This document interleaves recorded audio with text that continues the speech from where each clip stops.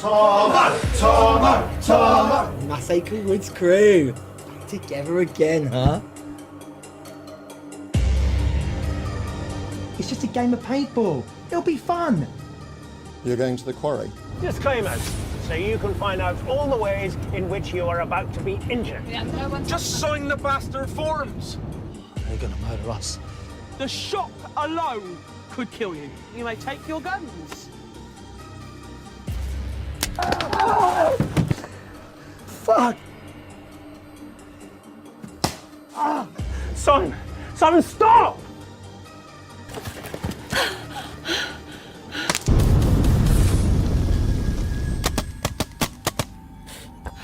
He really went for biblical accuracy, didn't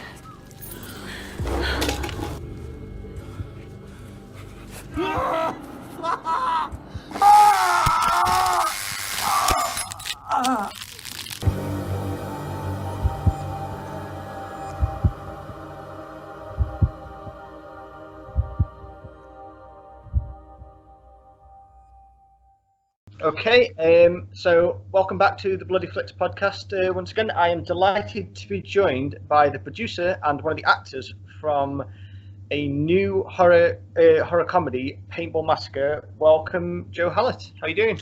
Hi, Paul. I'm good. How are you? Yeah, good. Thank you. Yeah, we carry on in this, like we just said, this weird little dystopia that we're in right now. Yes, it's a strange world. Yeah, but we still get to talk horror, so it's fine. Yeah. Yeah, exactly.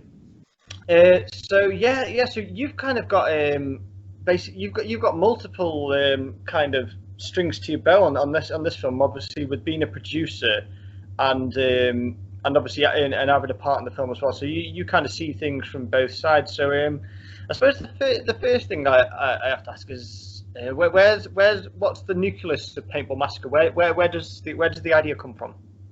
Okay, well, it was a idea originally brought to me by my co-producer. If anyone knows me, actually personally, I'm a martial artist. I'm trained in martial arts for over 20 years.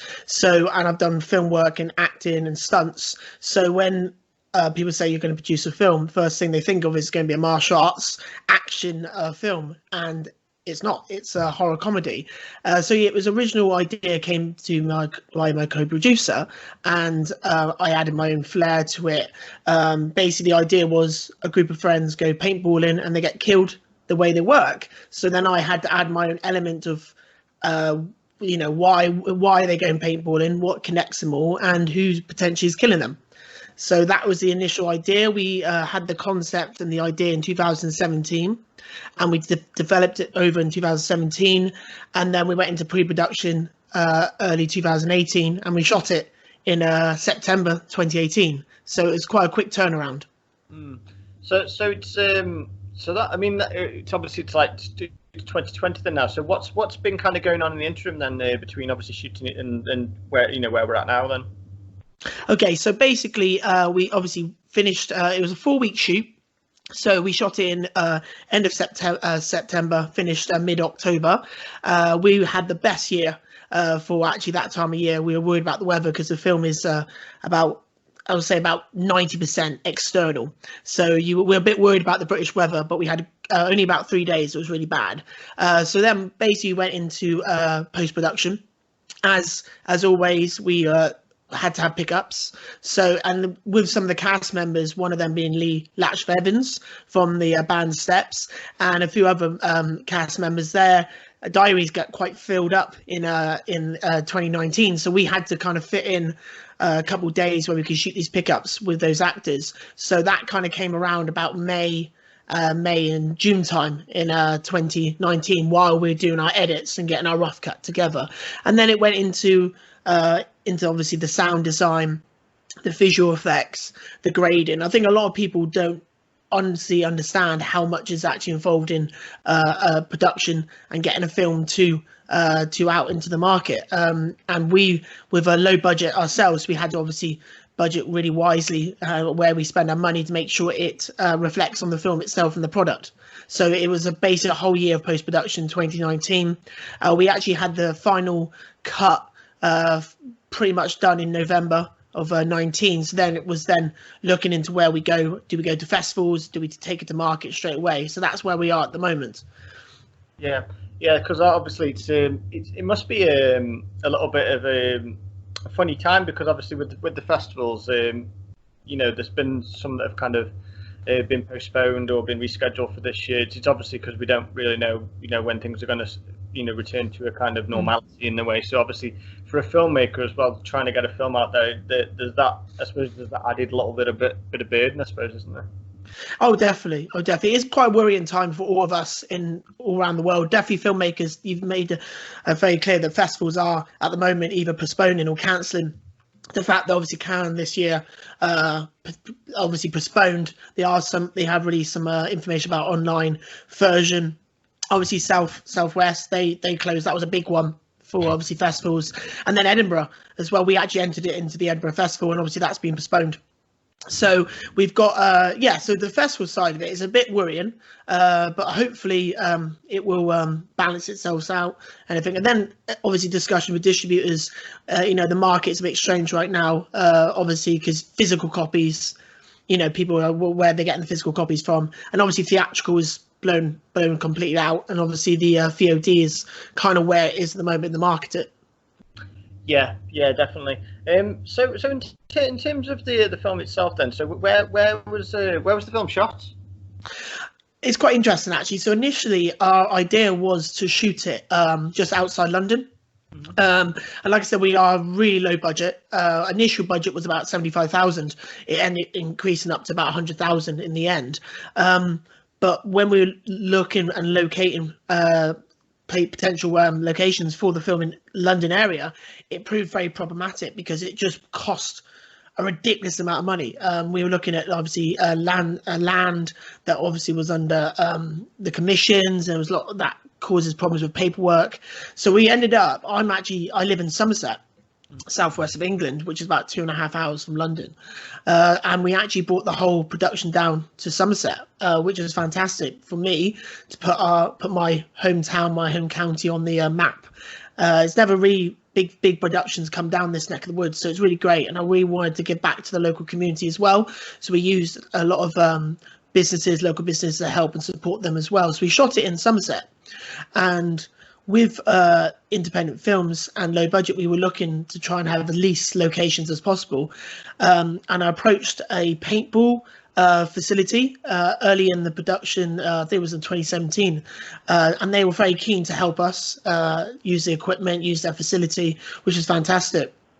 A year later on, I contacted them to find out they moved to a new location, which was a used quarry, which kind of threw things a bit crazy because we were focusing on like lands like greenery and forestry areas, and then they've told us we've got this quarry. So we went and recce'd it, and it was amazing. The vast amount of location we had there. We had the forest, we had this beautiful backdrop of a quarry. So yeah, we shot it predominantly all in one location. The other location is the pub called the Sparkford Inn, which is a local pub to me, where we actually had some of the crew stay, and we used that as well as one of the locations. So overall in the film, it's only actually 2 locations, but you would think it's shot various different places. Oh, that's good. That's good. So in terms of it's a blend of genre. So and I've talked to a few filmmakers about this before. That and everyone's got a different answer because there's probably no one golden rule. But how do you blend horror and comedy together? That's a really tough question. When we were developing the script with our amazing script writer Chris Regan, we were toying with these 2 genres, the horror and the comedy, and we were kind of fighting over what this film is. And when it came down to it, we kind of added the horror aspect into the script as much and took out a little bit the comedy element.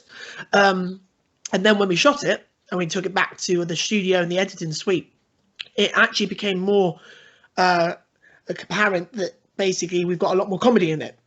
And I think what was great was a great balance of those funny lines. Every time I watch the edit, there's certain lines that come out that are funny from different characters, that just kind of gives a little bit of lightheartedness to actually what's happening. These guys are getting murdered and killed, and there are some beautiful lines in there that Chris has put in that just counteracts all of that. And I think just that happy balance. And we've kind of gone down the 80s kind of slasher kind of route, where it's a bit of tongue-in-cheek comedy involved, so it's not to be taken too seriously. And I think that's the balance, not to be taken too seriously and try and make it to be full horror, to have those elements of comedy in it. And I think you probably, I can only probably think of one film off the top of my head, and I think it's one of the Friday the 13th films that involves something to do with the paintball. So where does that sort of idea come from? Because obviously it's about, obviously you're taking an activity, universal, a group activity, and then you turn it deadly, aren't you? Obviously, so where does the whole paintball?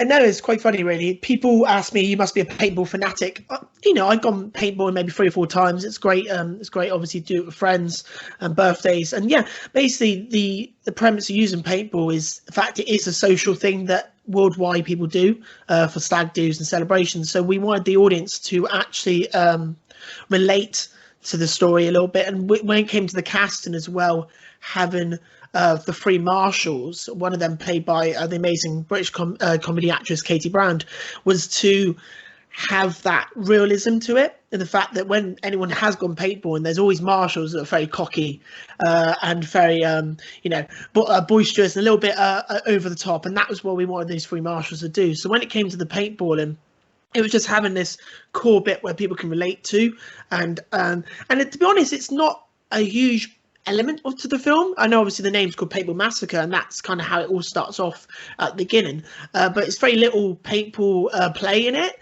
as such, but yeah, it's a good premise to start with, and then the story just goes from there. It's a very story driven film. Yeah, because I'm guessing I've seen the trailer, and you can kind of surmise how the kind of the flow of the film as such is that I'm guessing in a way you're putting these people in an activity which is safe to for the most part, and then obviously throwing in a bit of danger in there, and obviously there's a killer basically, which obviously it might be a bit unsuspecting, I suppose, because obviously if everyone's got visors down and protective equipment on them, they can't tell who's who, I suppose. Exactly. That was another kind of an issue with us when it came to the development of us. Obviously, if we had the actors wearing the mask and the visor so much, would be obviously the sound and the communication. So quite early on, they do lose their visors. I'm not going to spoil too much to it, but yeah, you talk about the trailer. It was quite hard to. It's a teaser trailer, and it was hard to actually put enough in there that gives a bit of a story, but not too much of it away, and having that happy balance of not doing too many spoilers. There's a lot that goes on, and in a way, the trailer is quite mysterious because you don't really know who the killer is. Is there a killer? A lot of people have told me and asked me, is it the rival team? I'm not going to say nothing, but yeah, it's quite.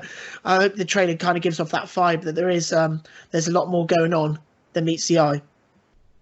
And so, I mean, obviously we've touched on a little bit of the cast as well. I mean, and I looked at it, it's like, and you kind of recognise face, and it's like, that's Lee from Steps, and it's like, okay, so how? Okay, first things first. Then, is he pursuing a career in acting? Then, I guess at this point. So yeah, basically the casting, they were, again, like I said, with very, very low budget, and I was a very hands-on producer. The amount of jobs I did outside the role of a producer, firstly the casting, we had no casting director, so it was casted by myself, the director, and the co-producer. So all the roles we actually kind of handpicked the actors from people that we've worked with in the industry that we think really suits that character. Not because a lot of producers do, they're their best friend, we just put them in the film. No, it's none of that. It was all because they suited that character. And when it came to Lee, Lee did a film with our director and co-producer called 10 Dead Men many, many years ago, a very small role. And he is a really, really talented actor. Obviously, he's best known for being in the band Steps, but he is a really talented actor. And this role that he took on, Nathan the Fireman, just really suited him. And yeah, I think he definitely really wants to pursue a role in acting. And I think he deserves it because he has got a lot of talent. So yeah, Lee was kind of one of those standout faces. Another one called Ian Virgo from Black Hawk Down. Ian was a great guy. There were a couple of roles he was potentially taking on, and he took on one role. I'm not going to say which one it is. Obviously, it's on IMDb. He plays the killer. But yeah, I'll leave there for the minute. But yeah, there's some interesting casting on there. Yeah, and another name that kind of jumped out at me, someone I had the pleasure of meeting a couple of years ago, was Nicholas Spence, who many people will know as the Chatterer from Hellraiser. So has Nicholas got a bit of a cameo then, I guess, in the film? Yeah, exactly. Nicholas has got a really memorable cameo. He plays the bartender, which we called Somerset, just to obviously play on the fact where we're shooting. It was one of the last casting choices for us. The role of the bartender, we were again toying on the fact, was it going to be very comical element to it, or were we going to go more serious and the horror aspect? There are other names we were throwing out. We're talking to the likes of Larry Lamb and also Martin Clunes, so there would have definitely been a different take on that role completely. And then Nicholas Spence came onto our radar, and it just clicked straight away. We had this is a kind of a role that sets the tone of the film. He has a kind of a spooky storytelling element to it, which kind of sets the whole tone for the film. It's fantastic, and Nicholas is a fantastic gentleman to work with. He is a humble man and very talented indeed, and it was a pleasure to work with him. Yeah, and I think obviously we're with Nicholas as well. Obviously, we're being a theatre trained actor as well. Though, if having someone who can kind of lay down some exposition, I suppose that's what you want. Someone who's got that kind of he's got a bit of gravitas to them, hasn't he? I suppose. Exactly. Obviously, the experience he had brought on set, and it was great because we had him for 2 days on set, but he made a big impact, and it was one of the first 2 days of shooting. So it really kind of calmed the set, and it just calmed our nerves a little bit having someone like him on our set. And he loved the experience. I actually caught up with him recently at the Edinburgh Film Festival at Fright Fest, and it was great just to catch up with him and chat and just see how things are going. So yeah, it was awesome to have him part of our film. And yes, so Katie Brand. Now there seems to be like almost a trend of comedians who are going into like acting roles, certainly over the past few years or so. So how did she get involved? Because obviously I'm guessing she must have been quite bubbly to have around set as well. Katie was amazing. She was a lovely, lovely woman, very talented, and just so down to earth as well. The role of Marshall Shelley, we very early on knew this was a key cast, and we needed someone that was had a real screen presence. We wanted someone who was quite big, loud, flamboyant, colourful in their acting. And we had made a list of various actors. We had the likes of Dawn French, we had Callan Quentin, we had all these other people. One of the top ones, Miranda Hart as well, and Katie Brand as well was one of our top choices. So we went out and reached out to all these agents and just put our feelers out. And Katie was the first one to come back, who loved the idea of this Marshall. It kind of plays a little bit homage to one of our characters in a sketch show called Captain Rosie.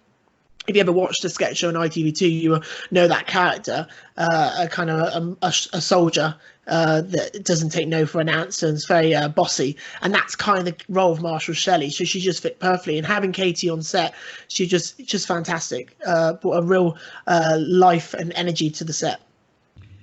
So in terms of the director, so Darren Berry. Now this is his, as far as I'm aware, anyway, this is his first directing role. So he's primarily worked in cinematography before. So what was the transition like for him to be like the main man in terms of calling the shots on set? Like I said, Darren, this is his first directorial debut. Obviously, he's done a lot of cinematography. He's worked on previous films like 10 Dead Men, Warrior S, Babes with Blades, and these are the films that I worked on as well. So that's how I kind of met Darren. And yeah, I think it's a challenging. It's a big step up to go from obviously behind the camera and taking those kind of the points from your director to actually being the person making the direction. But I would say the whole process was a joint effort. I don't think there was one person that was, I think all of us a team, the co-producer, Darren, myself, we kind of just try to keep this like a family outing and just try to make a fantastic film. Yeah. Yeah, because that's the thing, isn't it? I think what I hear from when I speak to a lot of independent filmmakers is that because you are working with limited budgets, and everyone's kind of you do have to have almost like a siege mentality, don't you? Where it's kind of you're a group, you're together, and you got to work hard to obviously to make the best of it, and make sure every penny counts. Really, I think in terms of the film you want to make. That's exactly right. I do. Any budding producer or director, anyone out there or filmmaker, the first thing I say is get a fantastic team around you who have the same goal, the same positive attitude, and all want to help and towards the project. I think that's the key, having a real team supporting what your end goal is and understanding that. So yeah, definitely having. I think we had a really small crew. I think we had maybe I think it was probably about no more than 20 people in the crew. So we all knew each other. And again, because we were filming in Somerset, we had them staying in the hotels. So we were bonding. Once the day was wrapped, we were actually bonding at the hotel, having drinks and meeting people. And I met some fantastic people who I can't wait to work with again. Yeah.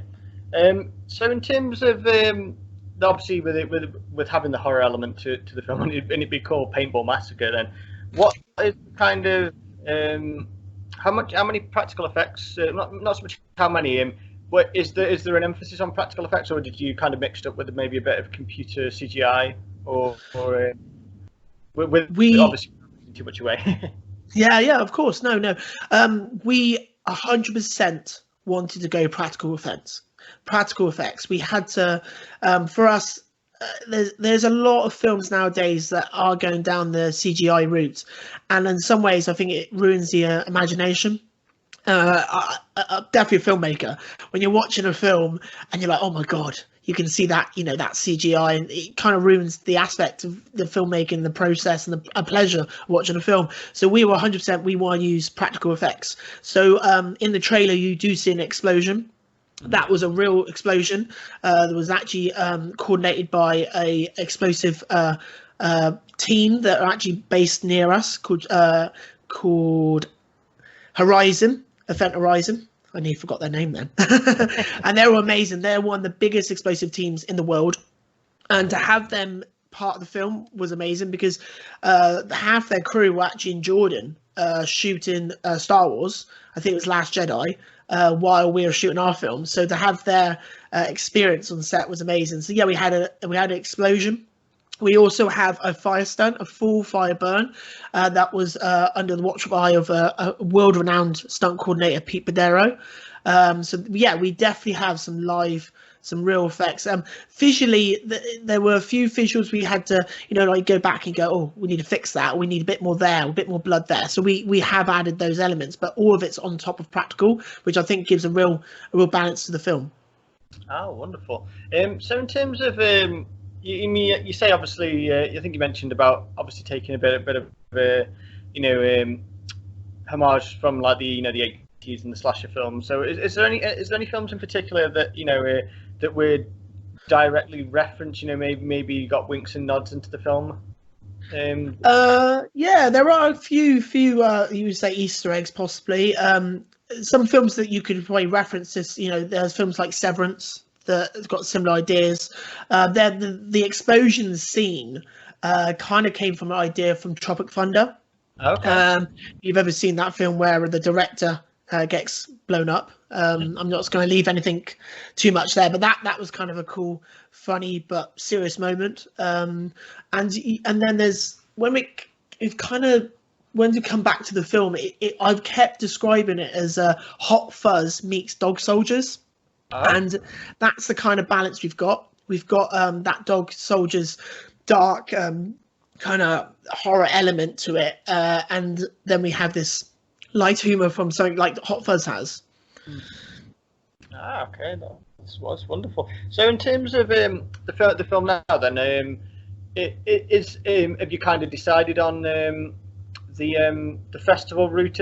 When things kind of get back to normal, or are you looking more towards maybe towards VOD and DVD down the line, or it's going to be all of them?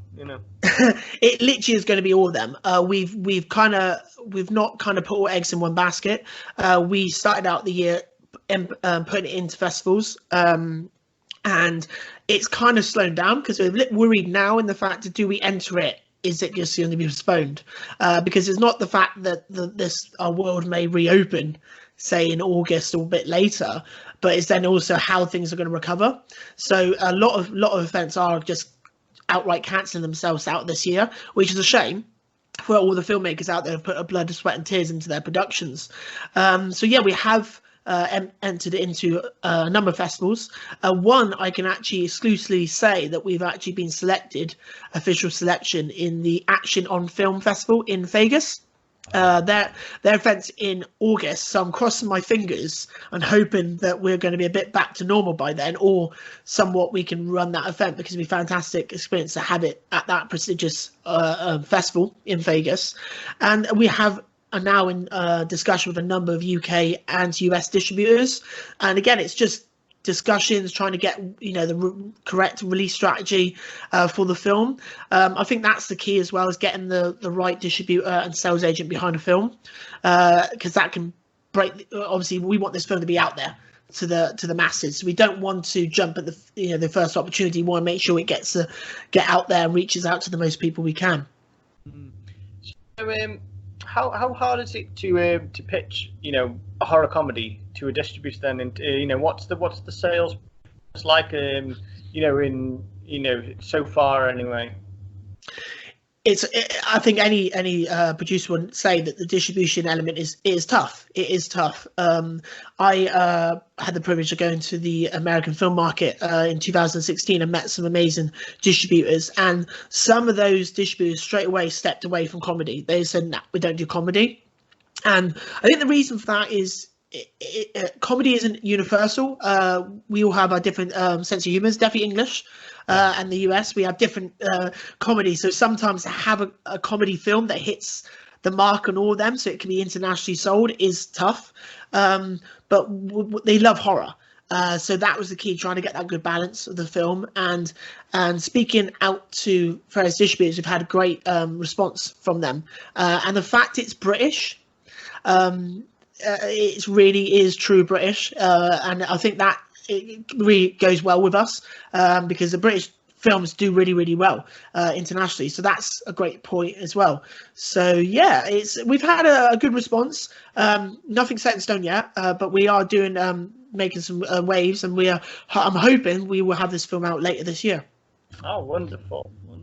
So in terms of your career, then obviously you mentioned that you worked in martial arts. Well, you've worked on some big films as well, in terms of obviously the war epic Fury that starred Brad Pitt. If anyone's seen that, I think a lot of people have, to be fair. Yeah, it's a big film.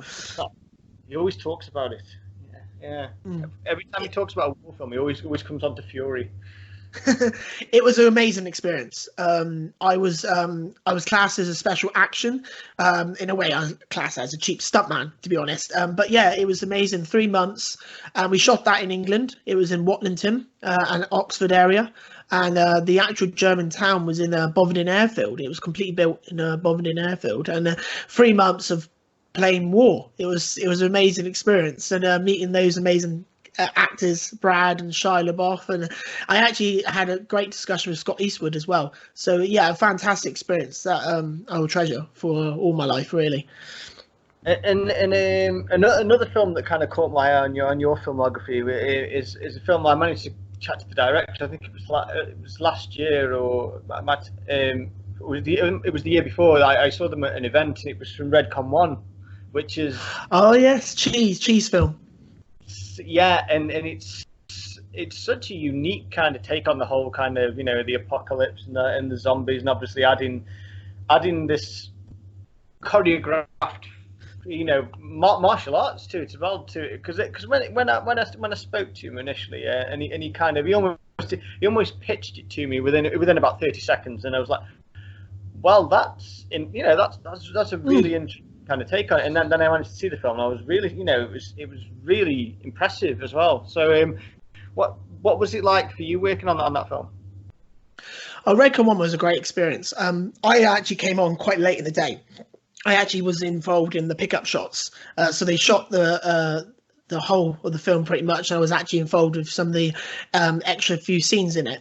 But I remember Mark Strange, one of the producers, contacted me. I think it was like 2008. 2009, and pitching this idea of this zombie film, but the zombies have like this power of strength and martial arts, because there is abundance of these virus films and these zombie films, and it is tough for a filmmaker to make theirs unique, and that element just really blew my mind.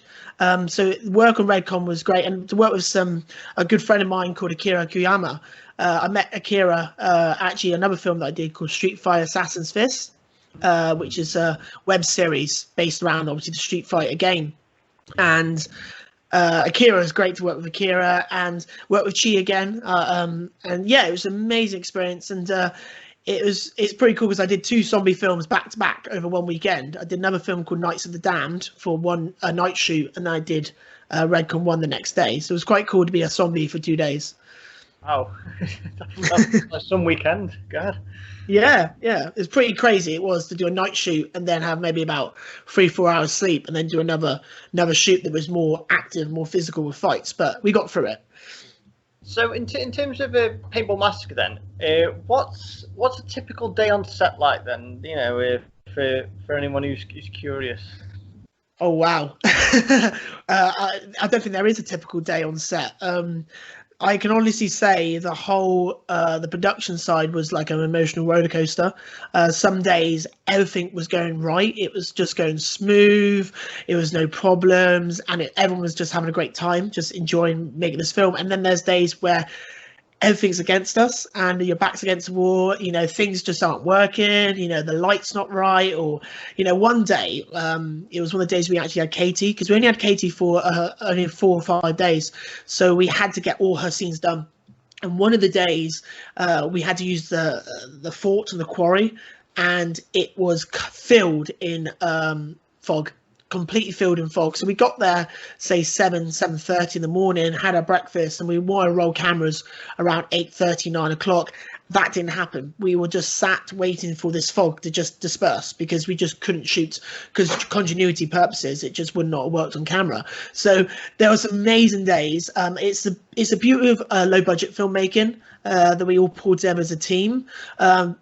Working on films such as Fury, which is a £90 million budget with a award-winning director of David Ayer, to then doing a film that's only 100,000, which is nothing. It's a drop in the ocean for a film like that, you know. And everything, you know, time is money. So sometimes it's fantastic, and sometimes it's stressful. You just have to take a deep breath and calm and just get through the day. So it is fun, it's enjoyable, but any director or any producer would say it's a crazy experience. I don't know how some people obviously can do it for over 4 or 5 months. It's pretty awesome. We did it only for 4 weeks, and it nearly drove me mad. Some nights I didn't have any sleep, but it was fun and a massive learning curve. That sounds like independent filmmaking in a nutshell there. Pretty much. It is, you know, and this is a real passion project for myself. It is, you know, the investors are personal friends, and so it is a real blood, sweat, and tears project for me.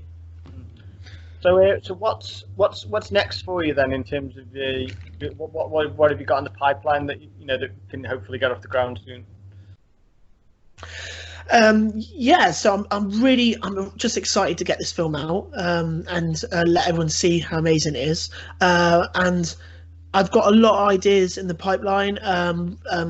This kind of, obviously being in isolation, is a great moment to put those ideas onto paper and put them out there. There's 2 ideas. I'm kind of going a little bit back to my roots in the martial arts action kind of genre, but there's elements that I want to take from what's happening in life now a little bit, and society, because I think that's very key. With definitely action films, there are some action films that are just totally action and have the story just falls apart, and there's too many films that are just story driven and there's not enough action. So it's just having a balance. With Paintball Massacre, it's definitely a story driven. There's a something that goes throughout the whole film that you kind of keeps you going, and you're obviously cheering on some of the characters. So again, it's I've got a couple ideas. Don't want to say too much, but definitely an action kind of flick. But yeah, using what I've learned from producing Paintball Massacre and the mistakes that were made. Every filmmaker makes mistakes, and you learn from them.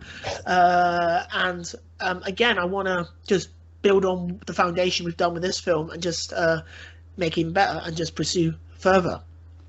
So in terms of like action films, because people are very, it's some of the same criticisms that are aimed at horror sometimes, that there isn't enough good action films out there, and I suppose you can, the counter argument is that there's good films out there, you just have to find them. So in terms of yourself then, what action films have you seen in the past few years that have really impressed you, and why?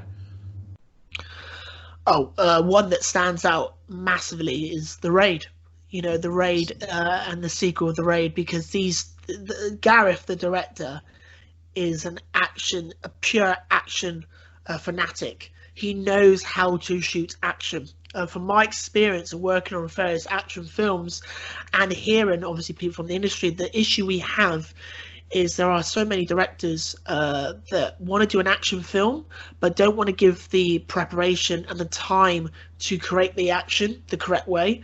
A fight scene like, I believe, the kitchen scene in The Raid, I think it took me a month or so to film, that one big scene. And that is the problem, I think, with a lot of definitely British action films. There it seems to be a rush to get scenes done, and there's not enough preparation and time given for the action guys to make a fantastic scene. So yeah, The Raid is a huge one that stands out for me big time. And just to do a couple things, there's a new series coming out on Sky called Gangs of London, which Gareth, the director of Raid, is directed it, and my good friend and stunt coordinator Jude Powell is the fight coordinator on it. And just watch that. The action scenes in that are phenomenal. So that's how action should be done. Right. Oh, that's a recommendation we cannot ignore. No, definitely. The Raid. I mean, I remember hearing about it, and then when I actually saw it, and you always kind of wonder with films that come with a certain degree of hype. Obviously it's going to live up to it, and it just kind of takes your breath away. The relentlessness of it, just amazing. And I suppose that must be the sort of film you're thinking, I'd love to do scenes like that. Exactly. Those films are amazing. Another film that stands out is On Back and The Warrior King, because Tony Jaa came on the action scene and a lot of those stunts were done for real. So, you would obviously do that in the different countries. Thailand obviously get away with it a little bit. But, The Raid came about as well because you had Dread come out, and it was the actual the same storyline. It had enough, it was just a coincidence, but it was the same storyline of the Dread remake, and but Ray just blew it out. Just the action, it was phenomenal. And yeah, a film, a lot of filmmakers, that's their dream, and that is one film I would try and like, that action, the raw, brutal violence, the R-rated kind of violence, which is phenomenal to make, and I love to have opportunity to do something like that. Oh, fantastic. So in terms of Paintball Massacre then, where can people find out about the film on social media, like Facebook? Okay, so yeah, we've got our Facebook page, which you can find at Paintball Massacre the movie. We also have our Instagram, which is @_Paintball Massacre, and then we have our Twitter feed, which is @_Paintball Mass. So yeah, if you just go on any of those social media platforms, you will be able to get the latest news as soon as we can release it. We have got an official website, www.paintballmassacrethemovie.com. So yeah, tune in any of those social media platforms, and we will keep you posted as soon as we can let you know any more information. Wonderful. Joe, it has been an absolute pleasure to chat to you today. Thank you for taking the time out. And yeah, we'll look forward to hearing more about Paintball Massacre very soon. Thanks so much, Paul. It was a real pleasure to talk to you about films and Paintball Massacre, and thank you so much for the support of the independent film. Oh, no worries. Now I feel like I want to go and watch The Raid. Do you know what? I may do that myself, because we've got so much time on our hands. There's so many series I want to get into. So yeah, I just don't want to be too sat on my couch. I do want to do some physical stuff. So I've done my exercise for today, so I'm fine. You know, I think the Blu-ray's on the shelf behind, so maybe that's a good way to spend the rest of the afternoon. yeah, you know, you're doing some lifts there with the remote control anyway, so you know you're working your biceps. Yeah, of course. All right, Joe. Thanks very much. Thank you. Take care, Paul. Take care. Have a good week. Bye. Bye.